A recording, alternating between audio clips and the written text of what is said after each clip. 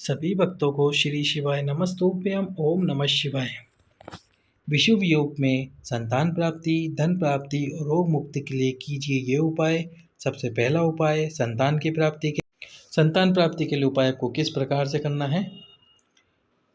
विशुभ योग के दिन आपको खीर का भोजन बनाना है। खीर का भोजन बनाकर प्रदोष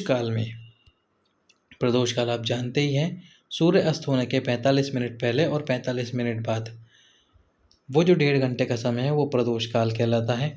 तो उसमें आपको खीर का भोजन पहले से ही बनाकर रख लेना। एक पार्थिव शिवलिंग का निर्माण करना है। इस शिवलिंग पर जल अभिषेक कीजिए। अभिषेक करने के बाद में पूजन अर्चना कीजिए। इसके सम्मुख में एक पात्र रखिए और उस पात्र में खीर डालकर भगवान से प्रार्थना कीजिए इस पात्र की खीर को प्रसाद बनाने के लिए। और फिर एक लंबी बाती का दीप प्रज्वलित कर दीजिए घी का, संतान की कामना करने के लिए। फिर उसके बाद में जब ये दीप ठंडा हो जाए, जल डालकर इसका विसर्जन कर दीजिए। एक ब्राह्मण और एक ब्राह्मणी के जोड़े को घर पे बुलाइए और इस बेलपत्री के वृक्ष के नीचे बिठाकर उनको भी खीर का भोजन करा दीजिए। जब वो खीर का भोजन करना प्रारंभ करें तो उनसे भी एक पात्र में थोड़ी सी खीर प्रसाद के रूप में मांग लीजिए।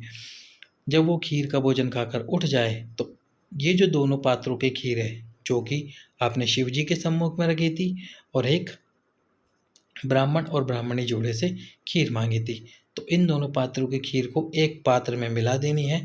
पति और पत्नी दोनों को उसी बेलपत्र के वृक्ष के नीचे बैठकर इस खीर का भोजन कर लेना है। 3 महीने में पत्नी का गर्भ ठहरेगा और उनको संतान की प्राप्ति होगी।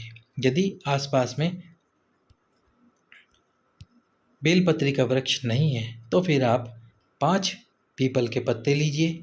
उन 5 पीपल के पत्तों से 2 पत्तल का निर्माण करने हैं, यानी एक पत्तल 5 पीपल के पत्ते और एक पत्तल 5 पीपल के पत्ते, तो कुल 5 करके 10 पत्ते लेने हैं पीपल के।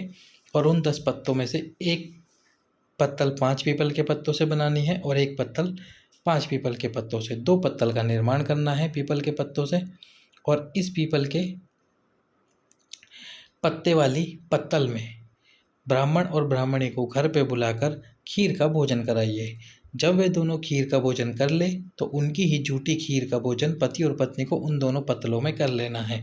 कुंदकेश्वर महादेव का नाम लेते हुए उनको भोजन करना है। संतान की कामना करनी है, उनको संतान की प्राप्ति होगी। यदि बेलपत्र के वृक्ष वाला उपाय आप ना कर पाए तो इस उपाय को जरूर करें। रोग मुक्ति के लिए एक कलश लीजिए।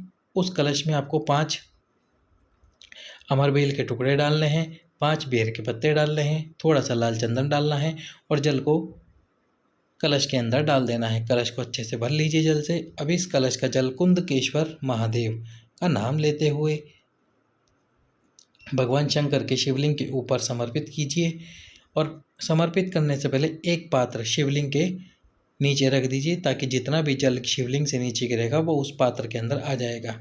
फिर जो 5 अमरबेल के टुकड़े और पत्ते हैं बेर के, उनको भी इस पात्र में डाल लीजिए।